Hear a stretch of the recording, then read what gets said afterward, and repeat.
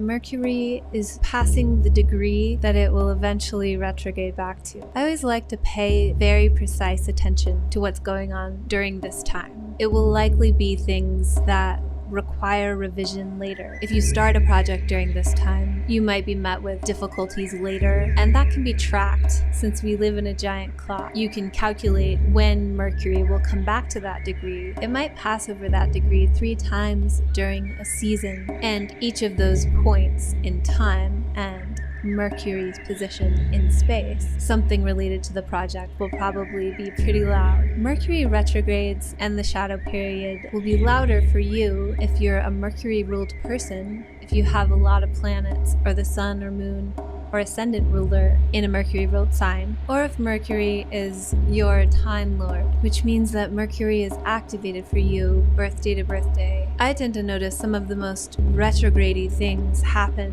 when Mercury is in shadow before Mercury stations retrograde, but this will depend on your relationship with Mercury in your chart. Also, I've been paying attention to the shadow period for a number of years now, and so I'm often able to catch what might go horribly wrong during a retrograde or be wrought with needs for revision or corrections that might take away my bandwidth. I'm able to spot them early a lot of the time. Sometimes you just need to live your life and let the mistakes happen. But if you're here, then I guess God wants you to know about this. You can't control the outcome of everything. Some things are going to be a little bit of a pain in the butt during Mercury retrogrades. And although it's difficult to keep this in mind in the moment, that's a lifelong practice. I like to remember that mistakes can often be portals to discovery, and sometimes lucky. Sometimes if what you planned doesn't pan out exactly as you hoped, that can be lucky or just funny.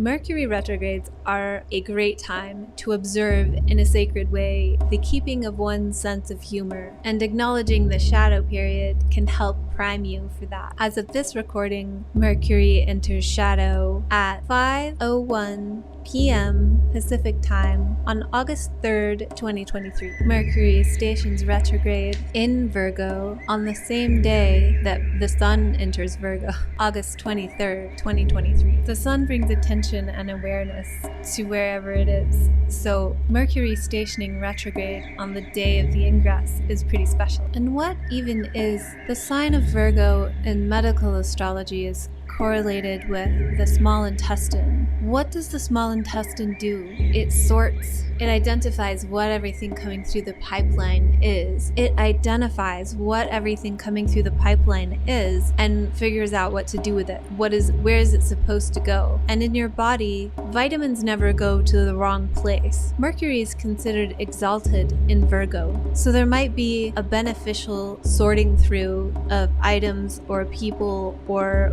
whatever the subject matter of Virgo is for you. That would be determined by your rising sign. If you don't know your rising sign, you can sign up for my newsletter and get my course on how to get a copy of your birth chart, which is free, and you don't even have to stick around for my wonderful emails, which are not like any other emails you're getting. We also have the Sun and Mercury in a loose trine to Jupiter in Taurus. So even though Mercury is the messenger god, our god of conveyance of all types, whether that's through speech or shipping or ambulation, it might be kind of a good time, or there's something about it that's uplifting and inspiring and in a material way that maybe feels good in the body. So where was I? I was talking about shadow though. So back to Mercury and shadow.